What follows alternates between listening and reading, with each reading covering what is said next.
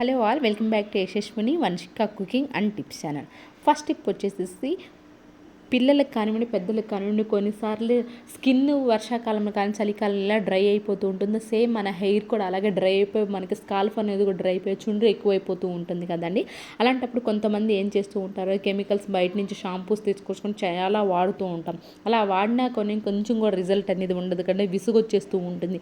అలాంటప్పుడు ఈ విధంగా న్యాచురల్ రెమెడీని ట్రై చేస్తూ ఉండి ఖచ్చితమైన రిజల్ట్ అయితే ఉంటుందండి. దానికోసం ఒక స్పూను కొంచెం పెరుగు అయితే తీసేసుకున్నాను, ఒక స్పూను. అండ్ అలానే కొంచెం నిమ్మకాయ చక్కెర తీసుకొని రెండు బాగా కలిపేస్తే తల స్నానానికి అరగంట ముందు ఇది తలకు పెట్టేసేసుకోండి. బాగా తలకు పెట్టేసుకొని స్కాల్ఫ్ అంతా పట్టేలాగా బాగా మసాజ్ చేసుకొని అరగంట వదిలేసేసండి. ఆ తర్వాత మీకు కుదిరినంత వరకు పాసిబుల్ అయితే మాత్రం కుంకుడుగాయలు ఉంటాయి కదండి, కుంకుడుగాయలతో షాంపూ చేసేసారు అనుకోండి. లేదు అంటే షాంపూ ఏదైనా సరే మైల్డ్ ఉంటాయి కదండి, మైల్డ్ షాంపూలు కూడా తీసుకుని షాంపూ చేసేసారు అనుకోండి, మీకు డాండ్రఫ్ సమస్య అనేది లేకుండా అయితే ఉంటుందండి.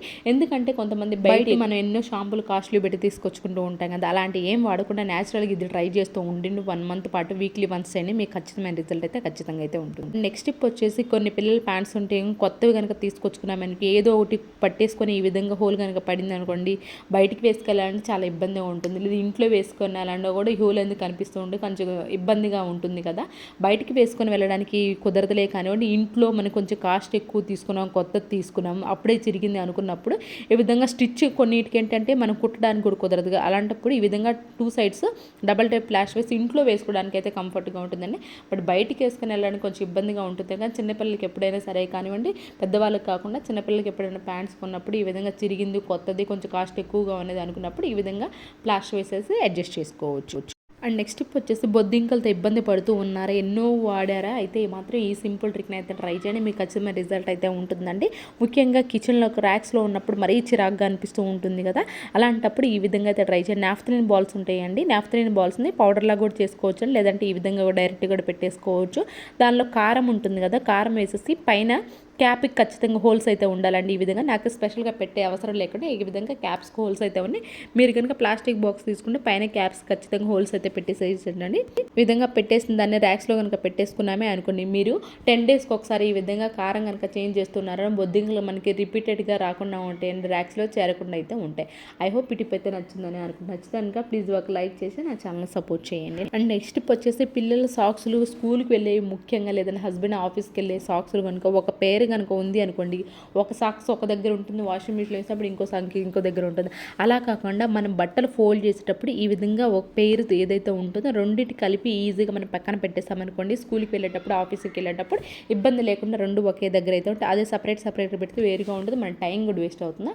అలా ఫోల్డ్ చేసేటప్పుడు ఈ విధంగా పెట్టామనుకో వాళ్ళకి కూడా ఈజీగా కనిపిస్తుంది. అండ్ నెక్స్ట్ టిప్ వచ్చేసి సూదిలో దారం ఎక్కించాలంటే ఇప్పుడైతే నిజంగా చాలా పెద్ద టాస్క్ అనే చెప్పొచ్చు అండి. ఆ రోజుల్లో ప్రతి ఒక్కరు కూడా ఐ సైట్ అనేది బాగుంటుంది కాబట్టి వెంటనే ఎక్కించగలుగుతాయి. అయితే ఇప్పుడు ఏంటి అని అంటే మనకి చాలా ఇబ్బంది ఉంటుంది, ముఖ్యంగా పెద్దవాళ్ళు ఎవరైతున్నారో వాళ్ళకి కూడా చాలా ఇబ్బందిగా ఉంటుంది కదండి. అలాంటప్పుడు సింపుల్గా ఒకరి సహాయం లేకుండానే అండ్ అలానే వితిన్ సెకండ్స్లోనే మన థ్రెడ్ అనేది, దారం అనేది సూదిలోకి ఎక్కాలి అనుకున్నప్పుడు ఈ విధంగా అయితే ట్రై చేయండి.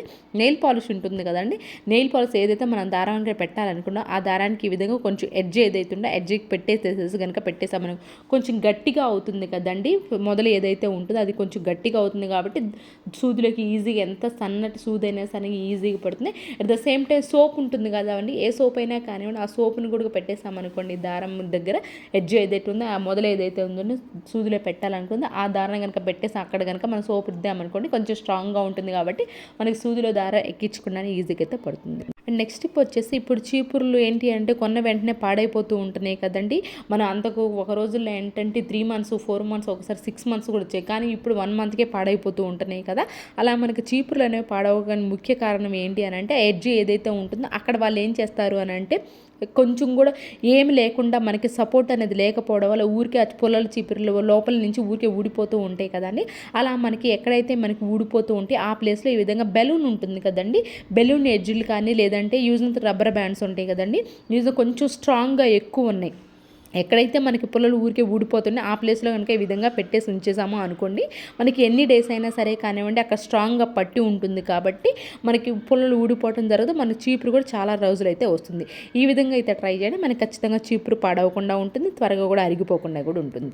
అండ్ నెక్స్ట్ టిప్ వచ్చేసి బ్యాంగిల్స్ మనం ఎంత ఇష్టపడి కొనుక్కుంటాం, కొంచెం షైనింగ్ మెరుపులు ఉంటాయి కదండి, ఆ మెరుపులు ఉన్నాయి కనుక కొనుక్కున్నామే అనుకోండి, కొంచెం కాస్ట్ ఎక్కువైనా కానివ్వండి, నీట్గా ఉంటాయి చూడడానికి, ఏదైనా పార్టీ వేర్కి వేసుకుందామని చెప్పేసి తీసుకుంటామా, అయితే ఊరికే మనకి ఒళ్ళంతా అంటుతూ ఉంటుంది. అలా అంటకుండా ఉండాలి, మనకి బ్యాంగిల్స్ అనేది కొంచెం కూడా షైనింగ్ మారకుండా మంచి లుక్ రావాలి అనుకున్నప్పుడు ఈ విధంగా సింపుల్గా అయితే ట్రై చేయండి. మనకి మెరుపులు అనేవి అంటకుండా ఉంటాయి, అలాగే మంచి బ్యాంగిల్స్ అనేవి షైనింగ్ కూడా. కొంతమంది ఏంటంటే ఆ మెరుపులు తీసేయడం కోసం అని చెప్పేసి మనం కొన్నదే షైనింగ్ కోసం ఆ షైనింగ్స్ అన్ని తీసేస్తూ ఉంటారు. అలా కాకుండా ఈ విధంగా అయితే ట్రై చేయండి. నెక్స్ట్ టైం ఖచ్చితంగా మీకైతే షైనింగ్ ఉంటుంది, మెరుపులు కూడా అంటకుండా ఉంటాయండి. ఇడ్లీ పాత్ర ఉంటుంది కదా, ఇడ్లీ పాత్రలో ఈ విధంగా బ్యాంగిల్స్ పెడితే ఒక 5 మినిట్స్, ఎక్కువసేపు కూడా అవసరం లేదు, జస్ట్ అంటే ఒక 4-5 మినిట్స్ లోపలే అండి పెట్టేసేసేసి వెంటనే స్టవ్ ఆఫ్ చేసేసండి.